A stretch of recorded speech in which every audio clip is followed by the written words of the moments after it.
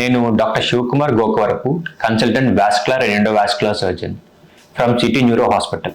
మనం ఈరోజు varicose veins గురించి మాట్లాడుకుందాం.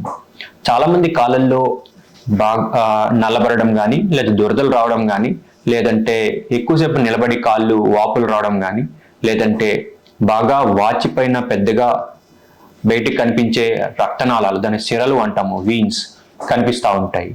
సో వీటి వల్ల ఏం ప్రమాదం అవుతుంది అని మనము మాట్లాడుకుందాము.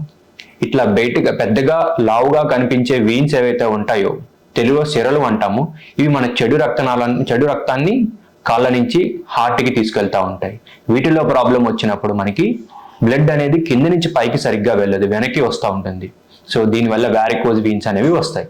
ఈ వారికోజ్ వీన్స్ వల్ల ఏమవుతుంది? కాళ్ళల్లో దురదలు, కాళ్ళు నల్లబడము, పుండ్లు పడడము, కొంతమందిలో తీవ్రమైన నొప్పి, ఎక్కువసేపు నిలబడి పనిచేసినా కానీ కూర్చున్నా కానీ కాళ్ళు వాపు వచ్చి నొప్పి వస్తూ ఉంటుంది.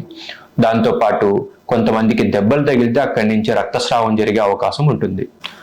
సో మీకు ఎవరికైనా కనుక వారికోజ్ వీన్స్ సమస్య ఉంది అంటే కనుక మీరు టీవీలో కానీ యూట్యూబ్లో కానీ చూసినప్పుడు దీనివల్ల చాలా ప్రమాదకరం అవుతుంది, ఇక్కడి నుంచి రక్తం గడ్డలు అవుతాయి, హార్ట్కి వెళ్ళి ప్రాణహాని అవుతుంది అని చెప్పి చాలా భయపెట్టడం జరుగుతూ ఉంటుంది. నిజంగా వారికోజ్ వీన్స్ అనేవి ఇంత ప్రమాదకరమా?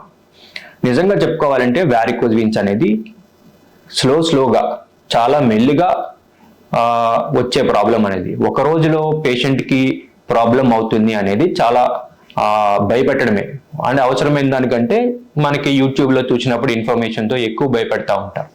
సో వారికోజ్ వీన్స్ అంత ప్రమాదకరం కాదు, చాలా తక్కువ కండిషన్స్లో మాత్రమే, మేబీ 100లో ఒకళ్ళిద్దరికి మాత్రమే ప్రమాదకరం అయ్యే ఛాన్స్ ఉంటుంది. అది కూడా లైఫ్ రిస్క్ అనేది చాలా చాలా తక్కువ.